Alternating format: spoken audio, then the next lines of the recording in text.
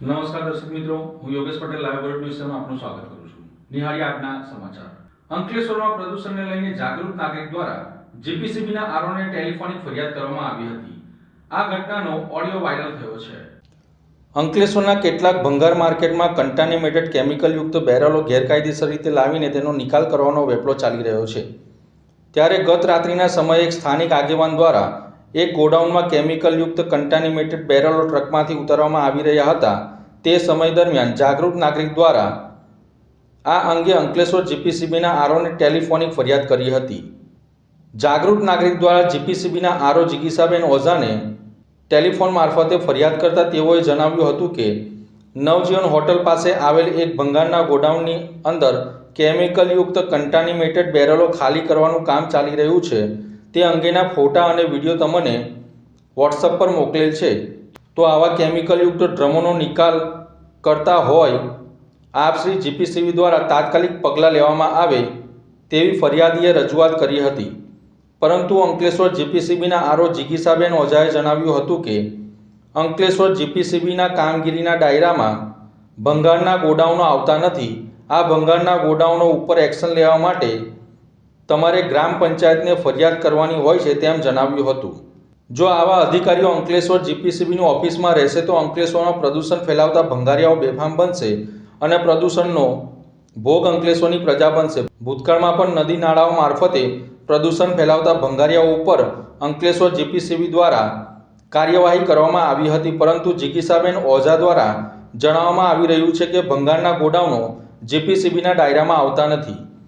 તો અધિકારીને એટલું તો ભાન હોવું જોઈએ કે જીપીસીબી માત્ર અંકલેશ્વર જીઆઈડીસી પૂરતી નથી. જીપીસીબી સમગ્ર અંકલેશ્વરમાં ફેલાવતા પ્રદૂષણને લઈને તપાસ કરીને એક્શન પણ લઈ શકે છે અને દંડનીય કાર્યવાહી પણ કરી શકે છે.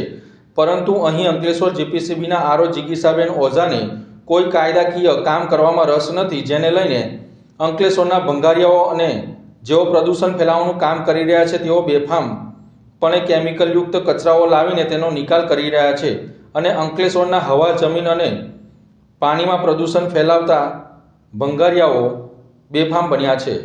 હા બોલો. હવે મેડમ એકચ્યુઅલી અત્યારે અમે એક જગ્યા પર જતા હતા તો કેમિકલ યુક્ત ડ્રમ, એટલું કેમિકલ યુક્ત ડ્રમ એક ગોડાઉનમાં ખાલી થાય છે. એનું લોકેશન, ફોટા, વિડીયો બધું ડ્રમનું ને બધું છે ને એ હા. અમારામાં ડાયરેક્ટ નહીં આવે કારણ કે ટ્રેડિંગ એક્ટિવિટી છે. તો કોને કહેવાનું વચ્ચે મેમ? પણ કદાચ મેં આપને વાત કરી હતી. હાજી અમે એ તો જે તે ગ્રામ પંચાયત અથવા જ્યાં એ હોય ને ગોડાઉન, કારણ કે ટ્રેડિંગ એક્ટિવિટી અમારામાં કવર નથી થતી. ઓકે ઓકે એવું છે ને, તો ગ્રામ પંચાયત જણાવ્યું ને. હા એમને જણાવો. Okay, thank you ma'am, thank you. Ankleshwar જીપીસીબીના આરઓ સામે કામગીરી નહીં કરવા બદલ યોગ્ય કાર્યવાહી થવી જોઈએ તેવી લોકમાંગ ઉઠવા પામી છે. ભરૂચના કંથારિયા ગામ નજીક ટ્રિપલ અકસ્માતની ઘટના બની હતી. આ અકસ્માતની ઘટનામાં મોપેડ ચાલક યુવકનું ઘટના સ્થળે મોત નીપજ્યું છે. મળતી માહિતી મુજબ ભોલાવ સ્થિત ડેરા તલાવડી વિસ્તારમાં રહેતા અજય ગોવિંદ રાઠોડ પોતાની પત્ની સોનલ રાઠોડ અને સાસુ શારદા સંજય રાઠોડ સાથે રિક્ષા લઈને ભોલાવથી દેરોલ તરફ જઈ રહ્યા હતા. તે સમય દરમિયાન કંથારિયા પાસે એક ડમ્પર ચાલકે સ્ટીયરિંગ પરનો કાબુ ગુમાવતા મોપેડ, કાર અને રિક્ષાને એક પછી એક ટક્કર મારી હતી. ડમ્પરના ટક્કરના પ્રભાવથી રિક્ષા પલટી ગઈ હતી, જેમાં સવાર તમામ લોકોને ઈજાઓ પહોંચી હતી. અકસ્માત બાદ 108ને એમ્બ્યુલન્સ મારફતે ભરૂચ સિવિલ હોસ્પિટલમાં દર્દીઓને સારવાર અર્થે ખસેડવામાં આવ્યા હતા. આ અકસ્માતમાં મોપેડ ચાલક અરુણ અરવિંદભાઈ રાઠોડને ગંભીર ઈજાઓ થતાં તેમનું ઘટના સ્થળે જ મોત નીપજ્યું હતું અને તેઓને મૃત જાહેર કરવામાં આવ્યા હતા. અકસ્માત સર્જી ડમ્પર ચાલક સ્થળ પરથી ફરાર થઈ ગયો હતો. ઘટનાની જાણ થતાં તાલુકા પોલીસ મથકનો સ્ટાફ સ્થળ પર પહોંચી મૃતકના મૃતદેહને પોસ્ટમોર્ટમ અર્થે મોકલી વધુ તપાસ હાથ ધરી છે. પોલીસ દ્વારા ફરાર ડમ્પર ચાલક સામે અકસ્માતનો ગુનો નોંધી ઝડપી પાડવાના પ્રયાસો હાથ ધર્યા છે. વાગરા ખાતે આમ આદમી પાર્ટીની પરિવર્તન સભા થવાની છે. તે અંગે આમ આદમી પાર્ટીના જિલ્લા પ્રમુખ પિયુષ પટેલ દ્વારા પ્રેસ કોન્ફરન્સનું આયોજન કરવામાં આવ્યું હતું. વાગરા ખાતે આમ આદમી પાર્ટી દ્વારા પરિવર્તન સભાનું આયોજન થવા જઈ રહ્યું છે, જેમાં આમ આદમી પાર્ટીના લોકપ્રિય અને પ્રજાની વેદના સમજી એના માટે અવાજ બનનાર ધારાસભ્ય ચૈતર વસાવા આવી રહ્યા છે. ગુજરાતની જનતા આજે પરિવર્તન માંગે છે, ત્યારે ભરૂચ જિલ્લા માટે આ પરિવર્તન સભા ખૂબ મહત્વની સાબિત થવાની છે, કારણ કે આજે જનતાએ સ્વીકારી લીધું છે કે આમ આદમી પાર્ટી એ જ પરિવર્તનનો વિશ્વસનીય વિકલ્પ છે અને જેનું પરિણામ સ્થાનિક સ્વરાજની ચૂંટણીઓમાં દેખાશે. આમ આદમી પાર્ટીના પ્રમુખ પિયુષ પટેલે વધુમાં જણાવ્યું હતું કે 2022થી ચૈતર વસાવા ધારાસભ્ય બન્યા ત્યારથી સતત જનતાના પ્રશ્નો સરકાર સામે બેધડક ઉઠાવતા આવ્યા છે. ખેડૂતોના હક, કામદારોના અધિકાર, યુવાનોની રોજગારી અને આદિવાસી વિસ્તારના પ્રશ્નોને લઈને તેઓ હર હંમેશના માટે દરેક સમાજના લોકો માટે વિધાનસભા હોય કે રસ્તા પર જનતા સાથે ઊભા રહ્યા છે. ગુજરાત રાજ્યમાં વર્ષોથી ભાજપની સરકાર સત્તામાં હોવાના કારણે ભ્રષ્ટાચાર સીમાએ પહોંચી ગયો છે. શિક્ષણ મોંઘું, આરોગ્ય વ્યવસ્થા ખસ્તા હાલતમાં અને યુવાઓ માટે રોજગારીના અવસર નાબૂદ થતા જોવા મળી રહ્યા છે. તેના વિરોધમાં આમ આદમી પાર્ટી શિક્ષણ અને આરોગ્ય કેન્દ્રમાં રાખીને રાજનીતિ કરે છે. તેથી જ આજે જનતા આમ આદમી પાર્ટીને સ્વીકારી રહી છે. ભરૂચ જિલ્લામાં અનેક જીઆઈડીસી હોવા છતાં ભાજપના બની બેઠેલા નેતાઓ અને ઉદ્યોગપતિઓની મિલીભગતના કારણે સ્થાનિક યુવાનોને રોજગારી મળતી નથી અને કામદારો પર તાનાશાહી શાસન ચલાવવામાં આવે છે. કામદારો સાથે થતા અન્યાય સામે અવાજ ઉઠાવવાનું કામ આમ આદમી પાર્ટીને ચૈતર વસાવાએ કર્યું છે. ભરૂચ જિલ્લામાં અનેક ખેડૂતોની જમીનો સંપાદિત કરવામાં આવી છે, પરંતુ આજ દિન સુધી યોગ્ય વળતર મળ્યું નથી. ટાવર લાઇન, એક્સપ્રેસ હાઈવે અને મોટા ઉદ્યોગો માટે ખેડૂતોની જમીનો મફત અને નામ માત્રના ભાવે ઉદ્યોગપતિઓને આપીને ખેડૂતો સાથે ઘોર અન્યાય કરવામાં આવી રહ્યો છે, જેના વિરોધમાં આમ આદમી પાર્ટી મજબૂતીથી લડત આપી રહી છે. આ સંદર્ભે તેમણે જણાવ્યું હતું કે આમ આદમી પાર્ટીના ધારાસભ્ય ચૈતર વસાવા તારીખ 20 જાન્યુઆરી સાંજે 4:30 કલાકે વાગરા ખાતે યોજાનારી જાહેર પરિવર્તન સભાને સંબોધશે. આ પરિવર્તન સભામાં વાગરા વિધાનસભામાંથી આશરે 500 જેટલા યુવાનો આમ આદમી પાર્ટી સાથે જોડાશે. ત્યારે યુવાનો, માતા બહેનો, ખેડૂતો, કામદારો અને વડીલોની મોટી સંખ્યામાં હાજર રહેવા માટે આમંત્રણ આપવામાં આવ્યું છે. ભાજપ ભય, ભૂખ અને ભ્રષ્ટાચારની રાજનીતિ કરે છે, જ્યારે આમ આદમી પાર્ટી જનતા સાથે, જનતા માટે અને જનતાની રાજનીતિ કરે છે. શિક્ષણ, આરોગ્ય અને રોજગારીના મુદ્દે લડતી એકમાત્ર પાર્ટી આમ આદમી પાર્ટી છે અને હવે ગુજરાતમાં પરિવર્તન અનિવાર્ય છે, તેમ પિયુષ પટેલે જણાવ્યું હતું. આવનારી 20 જાન્યુઆરી 2026ના રોજ વાગરા ગુરુવારી ગ્રાઉન્ડ ખાતે સાંજે 4:30 કલાકે ધારાસભ્ય શ્રી ચૈતરભાઈ વસાવાની એક પરિવર્તન જનસભા થવા જઈ રહી છે.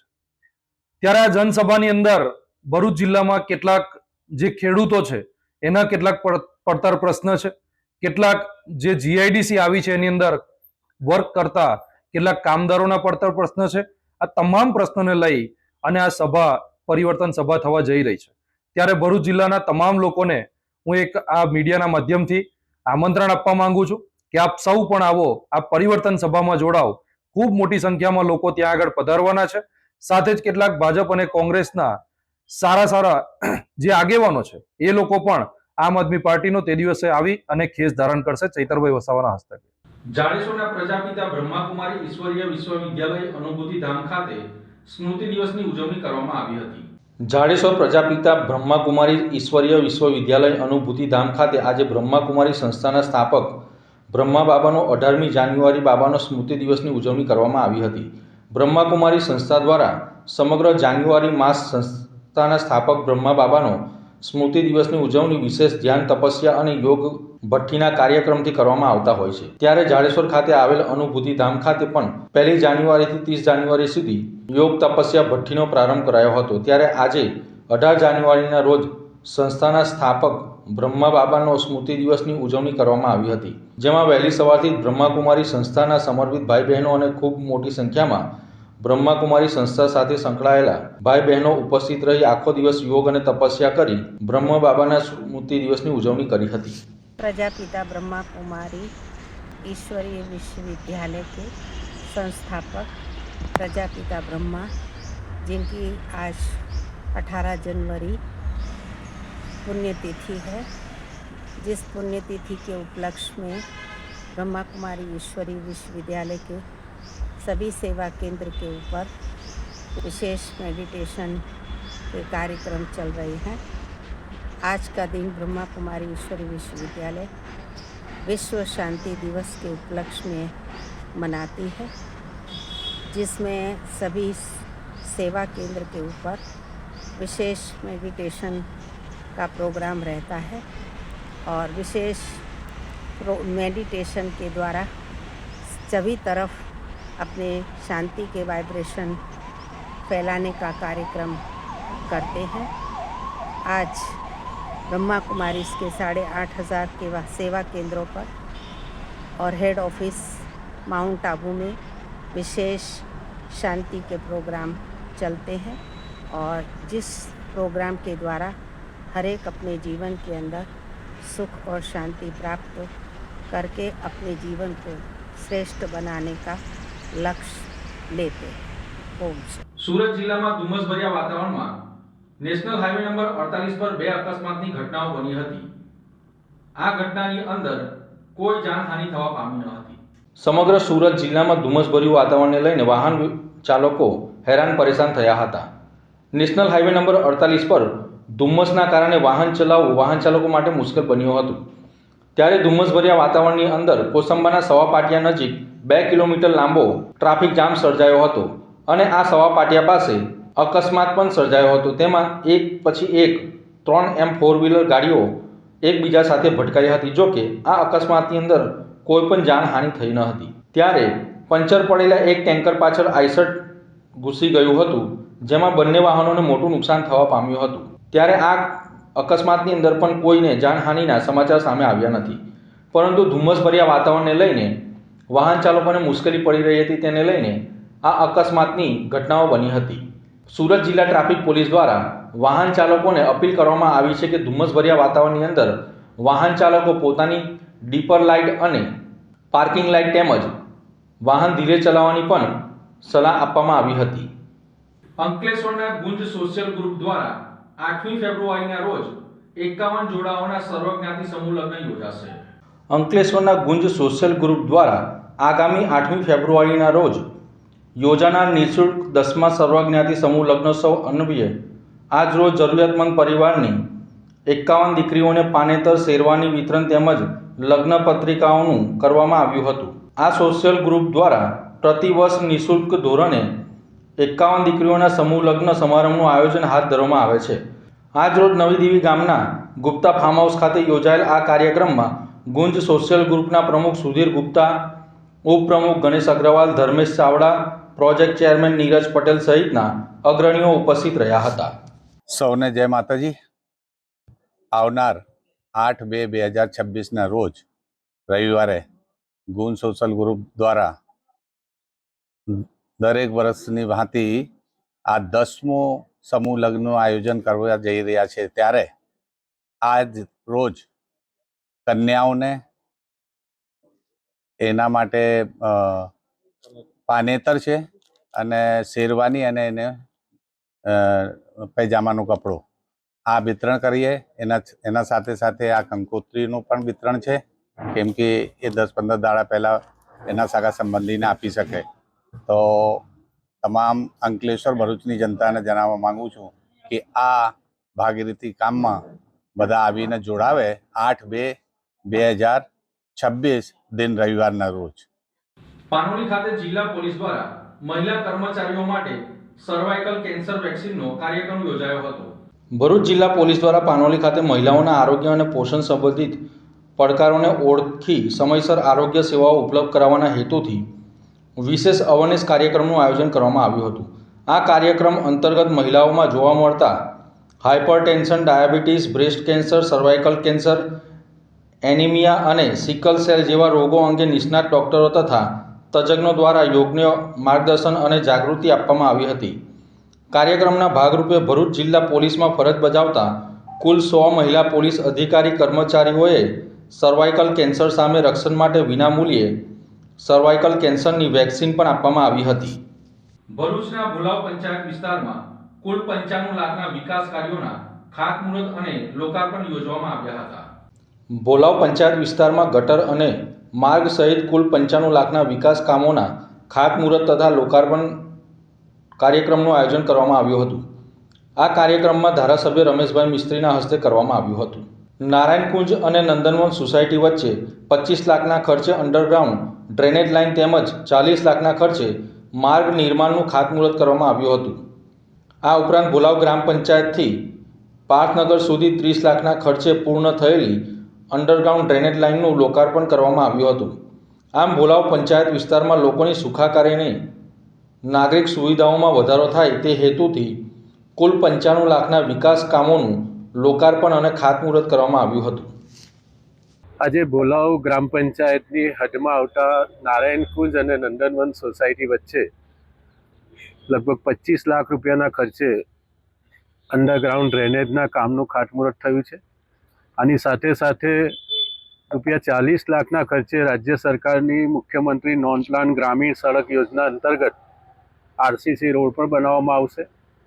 એની સાથે સાથે બોલાવ ગ્રામ પંચાયતથી પાટનગર સુધી જે અંડરગ્રાઉન્ડ ડ્રેનેજ નાખવામાં આવી છે 30 લાખ રૂપિયાના ખર્ચે એનું લોકાર્પણ પણ કરવામાં આવ્યું છે. આમ કુલ મળીને 95 લાખ રૂપિયાના કામો બોલાવ ગામમાં આવેલ સોસાયટી અને ગામમાં થઈને આ 3 કામો નાણાં પંચના કામો ભારત સરકારની ગ્રાન્ટમાંથી અને રાજ્ય સરકારની નોન પ્લાન ગ્રાન્ટમાંથી કુલ મળીને 2 ડ્રેનેજના અને 1 રસ્તાના મળીને 95 લાખના ખર્ચે આ કામનું ખાતમુહૂર્ત કરવામાં આવ્યું છે. આ પ્રસંગે અહીંયાના જિલ્લા પંચાયતના સભ્ય ધર્મેશભાઈ, ગ્રામ પંચાયતના સરપંચ જીતુભાઈ, અમારા યુવરાજસિંહજી, ગામના સૌ પંચાયતના સભ્યો, આ વિસ્તારના સોસાયટીના સૌ આગેવાનો ઉપસ્થિત રહ્યા છે અને આ કામને વધાવી લીધું છે. ભરૂચ નગરપાલિકાના વોર્ડ નંબર 1 માં અંદાજે 6 લાખથી વધુના ખર્ચે પેવર બ્લોક બેસાડી લોકાર્પણ કરવામાં આવ્યું હતું. ભરૂચ નગરપાલિકાના વોર્ડ નંબર 1 ના પશ્ચિમ વિસ્તારમાં અમીન પાર્કથી રિયાઝ પાર્ક સુધી અંદાજે 6 લાખથી વધુના ખર્ચે પેવર બ્લોક બેસાડવાની કામગીરી પૂર્ણ થતાં તેનું લોકાર્પણ કરવામાં આવ્યું હતું. આ વિકાસ કાર્યથી વિસ્તારના રહેવાસીઓ સુગમ આવન જાવનથી સુવિધાઓ મળશે.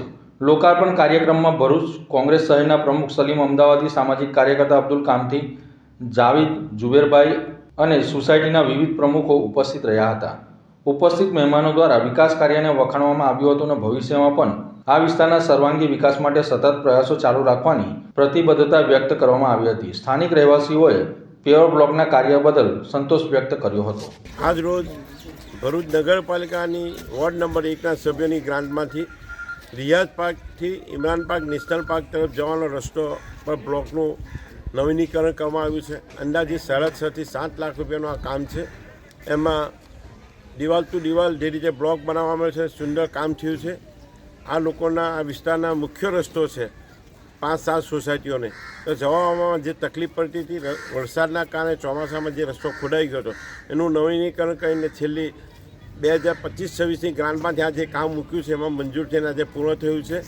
ફરીથી નગરપાલિકાનો તમામ લોકોનો આપણે આભાર માનીએ છીએ કે આમાં સાથ સહકાર આપ્યો.